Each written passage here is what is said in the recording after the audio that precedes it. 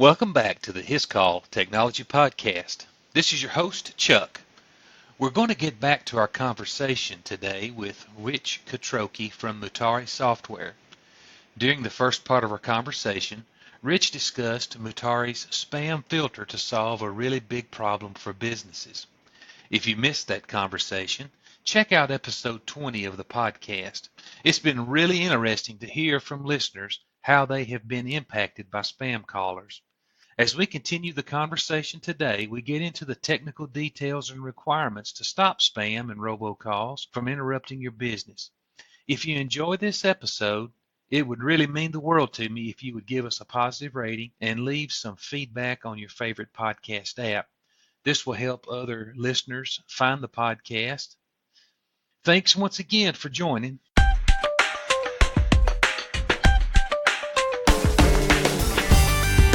Welcome to the His Call Technology Podcast, where we are communicating tomorrow's business needs today.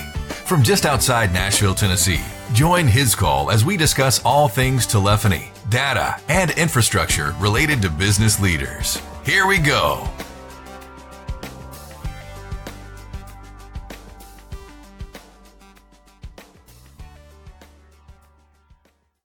We're talking about a multi-billion-dollar problem for business, and nobody except Mutare is addressing it. So, Rich, how does a company know? How are they identifying the impact, the number of calls that they're having per day? Now, that's an excellent question. There's two ways of doing it. One is to just set up our system. We'll do it for free, basically. We'll install it, put it in, and we'll run it. The system really has three aspects to it. We have the ability for the enterprise to set up their own white and black lists. So if you have a list of callers that are known to be annoying or known to be abusive, go ahead and block them. It's really simple to do. The second piece is we overlay the Nomo Robo database. As of this morning, they had 2.1 million numbers in their database of known robocallers. These are bad actors from contact centers in India and the Philippines and China, even here in the United States. I mentioned that they block all sorts of robocalls, including political calls, but these are all annoying calls. And then the most important part, the third leg of the stool, is we have developed our own proprietary way to identify spoofed calls. And this is the biggest problem in the United States today. Mm-hmm. There's absolutely no way to determine the difference between a real caller ID that's owned by the organization that's calling you or the entity that's calling you and a spoof caller ID. There's just no way to tell the difference. So what we do at Mutare is we've developed a proprietary algorithm. We use pattern recognition, and we look at the velocity of the calls that are coming into your organization, and we look at the phone numbers that are coming in. So the way spoof calls typically work is they'll spoof the first 6, 7 digits of your company's telephone number. And we know, based on looking at your phone records and looking at the invitations that come in over SIPP, what your natural rate of phone calls is. When we see a spike come in and we see that the telephone numbers that are calling in, the inbound calls, are matching those numbers that you own typically in your DID range, we know instantly that many, if not all of those calls are spoof calls. They're robocalls. And this is that contact center. What they're doing is they're dialing all the telephone numbers in sequence. And if you look at any particular NPA and NNX, so the area code and the exchange, you've got 10,000 telephone numbers in any given area code and exchange. And they're calling all 10,000. And when they're done with the first 10,000, they call the next 10,000. So they're going through. We recognize the pattern. We'll grab the call at that point in time, and we'll send it to a voice CAPTCHA. And what the voice CAPTCHA does is it will answer the call and perform a reverse Turing test. What we're going to do is separate the bots from the people. So the CAPTCHA will answer the call and say, "Thanks for calling Mutare. To proceed with your call, press 22 now." Now, a bot will fail that test. It won't know what to do. A human will, so the human presses 2-2, they can move on and complete their call and get passed on to the called party. The bot won't. And the CAPTCHA is smart enough that we randomize it so that the next caller might hear, "Thanks for calling Mutare, press 1-2 now to continue your call." So between the different white lists, black lists, the dynamic list with NomoRobo, and our ability to spot patterns in inbound calls, we're able to dramatically reduce the number of spam calls and robocalls coming into your organization. And what we'll do is we'll block those calls. So for example, let's say they're on the Nomo robocall list or they're on your blacklist. We'll simply drop the call. We'll send the carrier a 403 or a 603 response, which tells the carrier forbidden.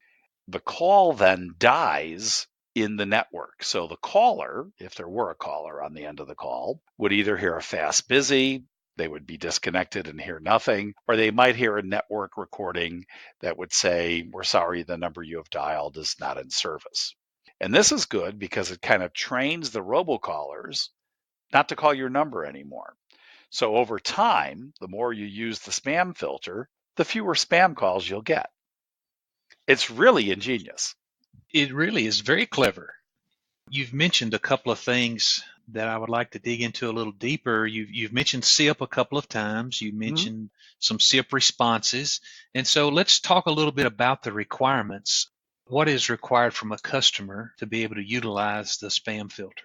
That's an excellent question, and I'm glad you asked it. The setup is very simple. You need SIPP. The SIPP protocol, the session initiation protocol, is just another internet protocol. It's a variation of voice over IP. So you have the internet coming into your organization. It's going to terminate into a session border controller, an SBC. Think of it as the cop at the edge of your network, keeping the bad guys out and letting the calls in.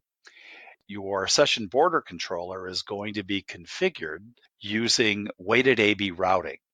Our solution is going to consist of two servers that they're virtual servers that you spin up. We install the software and all of the brains, all of the code that I've just talked about is on these two servers. One is a proxy server that kind of handles the SIP invitations coming in, and the second is the brains of the operation, the Mutare voice server, where all of the rules live. So this is where where we'll go out to the Nomo Robo call database, your white and black lists, and the neighbor spoof detection all resides in that second server. So what happens is when an invitation comes in from the carrier, it hits the SBC. The SBC sends that invitation to our proxy server. Our proxy server runs an API in the background talking to the Mutare voice server where all those rules are. And within 300 milliseconds, it makes a decision. And the decision is going to be to drop the call, pass the call, divert the call someplace, for example, the voice CAPTCHA, or you can divert it to someplace else. You can divert it to an IVR, you can divert it to voicemail, and basically deal with it. And the key is stop the spam before it rings your telephone, because once your phone rings, the damage is done. The smartest person in the world is going to hear the phone ring. They're going to stop whatever it is they're doing. They're going to look down at the caller ID. And we're smart. We're in the telecommunications industry. We know it's a spam call. So what do? We let it cover to voicemail, right? That's right. Unfortunately, the damage is done. That's You've right. stopped what you're doing. You've been interrupted. Let's say you're an accountant. You're doing the June view for the CEO. You've got your ERP open, a million spreadsheets. You've got your CRM is open. You're getting everything together. You've got 40 emails out to your staff, getting all sorts of information so that the CEO can go ahead and give the June view to the shareholders. You are in the work zone. You are really producing. You're ready to go. All of a sudden, that phone rings. Boom, you're distracted. You look down. 23 minutes to recover from that, by the way. But let's just say, again, you're smart. It's 1 minute.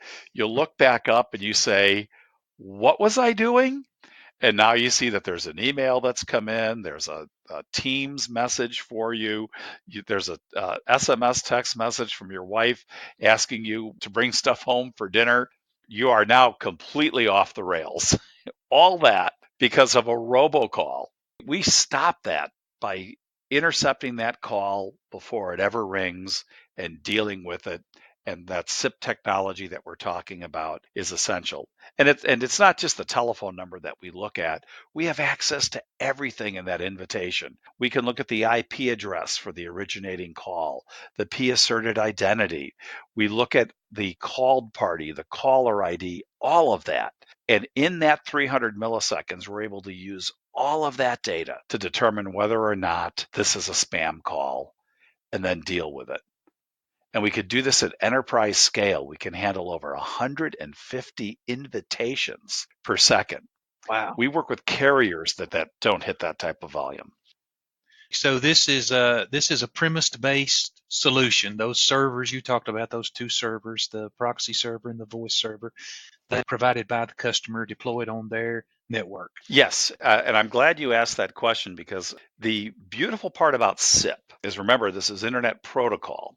So in today's world, most of what we're doing is deployed on premise. However, the world is changing very rapidly, and we see many of our clients are moving towards hosted solutions, cloud solutions. So I would say probably 80% of our customers are on-prem. Almost 100% of the spam filter customers are on-prem. But about 10% of our customer base we see moving to the cloud each year. Because this is SIP, and it works basically on the private side of an SBC, while today we're deploying it on-prem, there's nothing stopping us from deploying this in anyone's network. So this can go in a private cloud, public cloud, hybrid cloud, literally anywhere there's an SBC, you can go ahead and put the spam filter. In fact, I'm talking right now with 4 different carriers who want to use our technology because they don't want to have to build something to block it. And they like the fact that we're putting the customer in control because they don't want to be the bad guys blocking calls.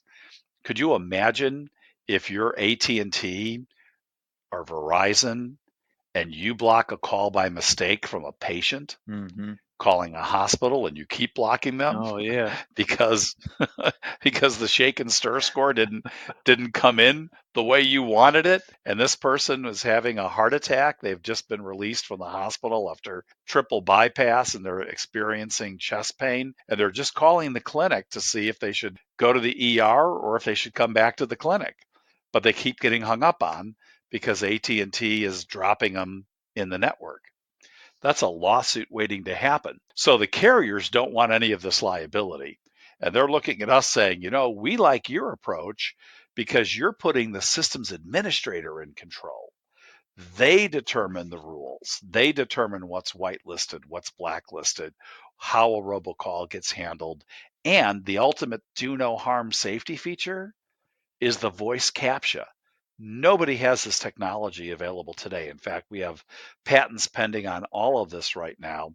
We believe that we will be the absolute leader in this space. We just went GA in July. I'm guessing by next July, we will absolutely have a 90 to 100% market share within the enterprise. There's lots of solutions for cell phones. This is the only real solution for the enterprise. You mentioned putting it in the hands of the administrator. The spam filter includes the control panel to manage the whitelist and the blacklist that you talked about. What about reporting?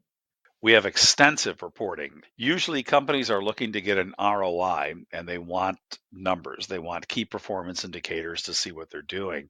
So when we built the system, we built it up front to log every single call. Everything we do, every piece of work that we do with the system is logged, and those logs are converted into reports. So you can get visual reports, dashboards, you can see tables, all of the work that's been done, whether the call was blocked, why it was blocked, a robocall, blacklist, why it was passed, it wasn't on a list, it was whitelisted, etc., what the CAPTCHA may have done. And you can take all of that information and not only look at it and see it visually, you can export it as a CSV file and put it into any analysis program that you're looking at.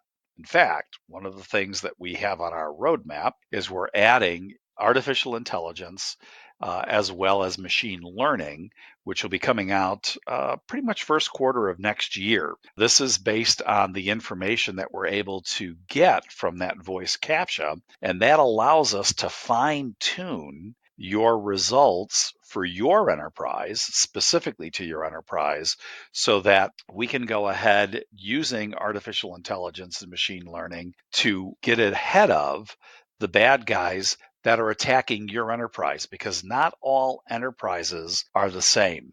The needs of a hospital may be very different than the needs of, for example, a computer manufacturer in California.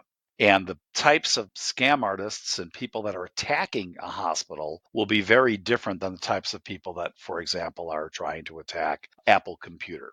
Well, sure. That makes me ask the question, are there specific verticals that are targeted more than others? Are there, industries that will find themselves having more of a problem with this than others? Absolutely. There's two types of spammers that are out there. There are the indiscriminate spammers. Those are the ones. Remember, I said they're calling all 10,000 numbers in an exchange. And then you have those that are targeting very specific industries. One of the big ones that we see happening are spammers that are targeting hospitals. They're actually calling. This is just disgusting. They're calling patient rooms that have DIDs, and they're trying to sell them health insurance. So think about this. Hmm. You're in the hospital, you've just had major surgery. Let's say you've had a procedure done. You've gone through major surgery. You're recovering. You're in the hospital. You're worried about so many things. One of which is, how are you going to pay for all this? You've got your health care insurance, but it doesn't cover everything. Phone rings, and lo and behold, there is somebody on the other end of the line, a robocall, saying, please hold to learn about the latest insurance coverage we have for you. An agent comes on and says, we have you covered for healthcare. You're 100% covered. All you need to do is sign up right now. If you have a credit card handy, we'll go ahead and we'll sign you up, and you're fully covered for your entire procedure. It's a scam. The whole thing is a scam. But Sure. you're Yeah. sitting there, you're under anesthesia or whatever, you got pain meds, you're not thinking right, and you're worried as it is, and suddenly here is the answer to all of your financial questions.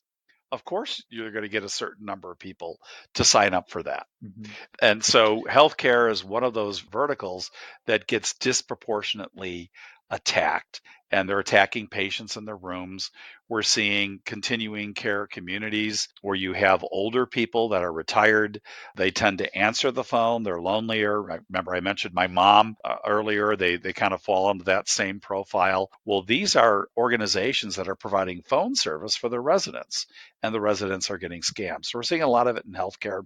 But we are seeing it across the board. We're working with a major defense contractor, one of the largest in the country, and they are getting about 20% of the phone calls coming into the defense contractor are spam. Some of those spam calls are just the normal scam calls that you would see, but some of them are socially engineered to actually extort money from a major defense contractor. That's a huge problem for them. So it runs the gambit from different verticals, but I'd say healthcare is number one, but most of these organizations are impacted one way or another. Mm-hmm. Rich, as you gave the example of the hospital and calling the patient room, one thing I can't really grasp yet is in that scenario, in that example that you gave, the patient might not tell a nurse or anyone that they received that call. So how does the hospital know that they're doing that? And that would apply to any business. And so there's the Mutare spam check. And what is that? Well, I'll get into the spam check in just a moment. The way we do it is we're looking at those calls that are coming in, and we'll look at the caller ID and the called party ID, Mm-hmm. plus some of that other information that I mentioned. So we know that it's a call coming into a patient room. It's all in the database. So we'll look at it. We'll check that number. We'll see that it's a known spammer, or it might be a neighbor spoof call, and we'll run it through the CAPTCHA. So we'll capture and dump it. In terms of the spam check, we have two of those. One is as I mentioned, we just set up the system for the organization. We'll put it in, but some companies don't want to go through, setting up the servers and going through the programming and all the rest of it. So we can do a check against your CDR records. With CDR records, I can actually look and tell you how many robocalls you received from known robocallers. We can't determine through CDR neighbor spoofing because you have to detect that in real time. Right. That's what the CAPTCHA is for. But we can come back at, let's say your background rate of robocalls is 15%, 10%. Give us your CDR records. We'll run them through the system. We'll give you a report within a week, and we'll tell you exactly how many robocalls you got. Very interesting. That's the part, once the customer puts the spam filter in, I get it. You're going to detect and you're going to know. It's the listener that's out there right now that's going, I don't really think this is a problem for us. I don't think we get that many. I haven't had any reports of spam calls. I suspect there's a lot of businesses out there that an employee gets this call and they think, oh man, there's another one. They hang up. They don't report it to anybody. They just move on. They've been distracted. They've lost 23 minutes. To be able to just send you CDR reports, and you be able to make some decision about the number of known spam callers that come into enterprise, that's a big deal. And then you're offering to put it in and run the check and prove it, right? Absolutely. And you know what? In the last minute that we've been talking, at least 1,000 companies have received spam calls. Yes, that's right. Very good. Send us your CDR. We'll let you know just how many your company received. That's right. Wow, this has been very interesting, and I know we've run a little bit longer than we normally do, but if you've got the time, I've got maybe just one more question. Sure. By the way, some of this can find its way into the editing room floor, so we can always pull stuff out. Hey, it could also be 2 episodes. There you go. What's available for demo? I mean, if I'm a customer and I'm gonna want to see it in action, how can it be demoed? All you need to do is have one of your salespeople contact one of our regional managers. We'll set up a complete demonstration. We can set it up. It takes, I do this probably 5 to 6 meetings a day. We do it in less than 20 minutes. We'll take you through an entire presentation from soup to nuts, and we'll show you a live system. I could even spoof a call, and you can see it blocked in real time. Fantastic. Rich, thank you very much for supporting the podcast and joining me today. It's been my pleasure. I've really enjoyed this, and maybe we'll get 2 out of it. That's right. Mutare's been a valued partner of His Calls for a long time.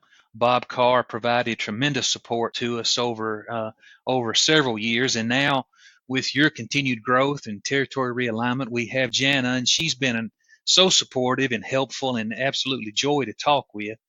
Thanks again for all your support today and otherwise. Well, Chuck, thank you. We appreciate it, and we love working with your company, and we hope that we can help your customers really overcome the spam problem that they have.